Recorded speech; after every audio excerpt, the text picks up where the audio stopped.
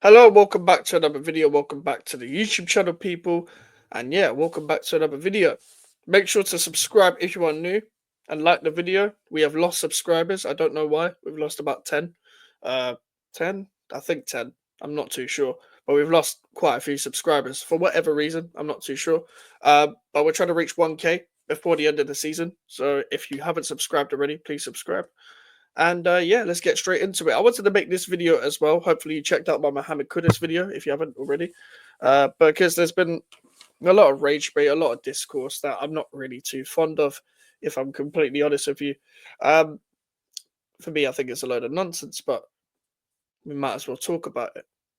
I think for me, when we talk about managers, yeah, um, obviously, yes, context is key, but when I use context, I don't use it in the same word as a lot of these Twitter dons like to use it, where they just use it as a blinding defense reason for why they personally think a manager should stay, etc. But for me, I'm using it in a thing of sample size. I judge every single manager off sample size. Uh, and for context, the reason why I'm talking about this is because a lot of people might use the point of, well, you gave Lopetegui 5 games. I've gave Lopetegui a pre-season. I have not seen a pre-season from Graham Potter. I also know what Graham Potter's trying to do. I didn't know 8 months in what Julian Lopetegui was trying to do. So, is Potter at fault for how bad our attack is? No, no. The short answer is no. But let's explore it a bit. Let's explore why. If I was to say why, first of all, he's only signed one attacker in Evan Ferguson. So we don't know. As much as we can think what we like to think, I'm going to always tell you what I think is going to happen. A lot of these players might not be in his plans. All of these players were signed under the two previous managers. Some have even been here for longer. Some have even been here for longer where it's been a couple managers ago. It's been Pellegrini, it's been Bilic, whatever. But most of these guys were signed under Moyes or Lopetegui. Some of these guys were signed very recently. Even if a player shines for Potter, even if a player doesn't play well for Potter, those players might be in his plans. Those players might not be in his plans. And without a striker, even though he did sign Evan Ferguson, which I don't really see the point of signing, to be honest with you. I said that in the video of when we announced him that this was kind of a lose-lose situation for me, um, because we're asking a player to settle in mid-season. But I would make a video on that, but I've kind of said everything I need to say when it comes to him. But with the constant need to, look at the players he's played up front, he's played Bowen up front, played Kudus up front, Paquetá up front, etc. But I'm looking at the midfield because yes, we can look at strikers all the time, look at attackers all we want. But my constant problem with West Ham United has been the service. Now, we're trying to play out from the back a lot more, game in, game out, and some players can do it. I know our centre backs can do it in terms of, well, two of them, Kilman and Tadibo can do it. However, these midfielders don't come and receive the ball. These midfielders don't drop in to receive the ball from the centre backs on the first phase of play and try and dictate play, or try and drive with the ball properly and know when to release the ball at the right time, etc., or have been coached well. They don't. They don't.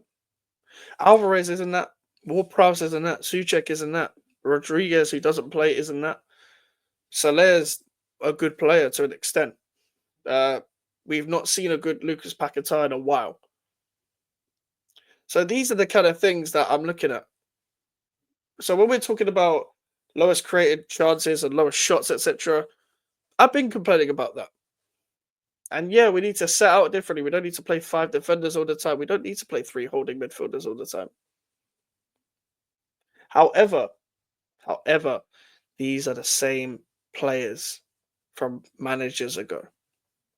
Some of them have let this team down, manager in, manager out.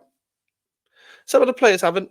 Some of the players have just taken a dip this season, like they talked about with Mohamed Kudus, etc. Jared Bowen's trying to do everything on his own. But that's why I talked about with the past 3 matches, especially Arsenal, Newcastle, and Leicester, that outside of Jared Bowen, I do not know where the goals are coming from. And even though we won against Arsenal, even though we beat Arsenal 1-0, the goal came from Jared Bowen. It wasn't going to come from anyone else. If Bowen wasn't playing that game, we probably draw 0-0. We probably have no one up front, like Arsenal did against us. And it would have been a boring 0-0 match. And in the Leicester game, Souček scored. Bowen created the own goal. We didn't score against Newcastle. But the point is, Bowen will come back into the side and everything will be put upon him, whether he would have been captain or not. Because he's the only one likely to score a goal. He's our best goal scorer. He's our best finisher. However you want to call it. We have no number 9 to help Jared Bowen. To help him drag defenders away where he can create space for himself. No, he has to do everything. He has to go to the centre, go to the right-hand side, driving the ball from the right-hand side, make movement in the box, etc. And the reason why this system is not always going to work is because we've gone past the days of overlappers all the time in football. That used to be a big thing in the 2010s era. And even the 2000s, it was obviously still there, but it was getting more advanced in the 2010s era. Where obviously you're going to 2v1 your opponent in wide areas because your defender's overlapping. So you have more opportunities to get a dangerous cross into the box. Nowadays in football, you're seeing more players in the midfield. You're seeing more players in the middle of the pitch rather than the touchline. So with this wing-back system, which Potter likes to play, no matter what he's playing off the ball, he'll play the same on the ball. With Wan-Bissaka and Scholes, they're going to need help from our midfielders, from our front 2 or front 3. However he sets out attacking-wise. But the problem is, again, Scholes and Wan-Bissaka, they can't do it on their own in that case. Wan-Bissaka's he's been great going forward for us, but he's not that kind of guy to take people on and get crosses in 1v1. That's why he needs to tuck in as a third centre-back. That's why we need an extra attacker on the pitch. That's something I'll criticise Potter for. Now, you do have attackers there. Are you going to play them? Now, again, he probably doesn't rate Guilherme, or I don't know what's going on with Luis Guilherme, but if he's there, if he's on the bench, you might as well try and give him a chance.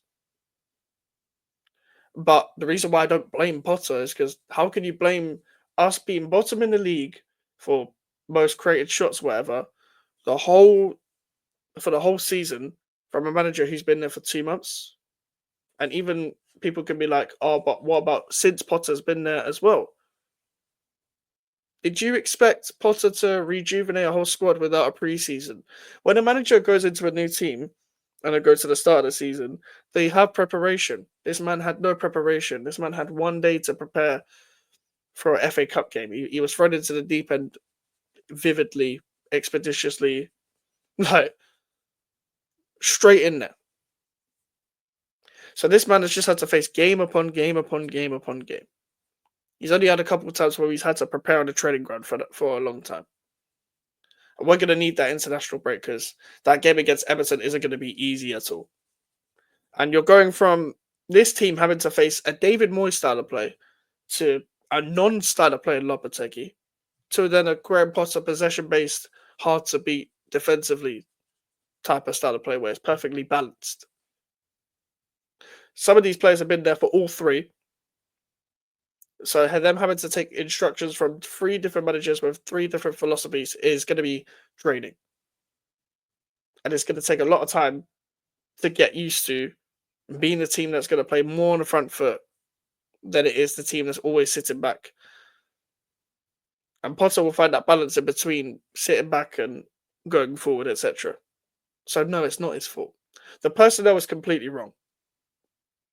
Once he gets a team in his image, we can fully judge it. And if you don't want to wait until then, by all means, don't.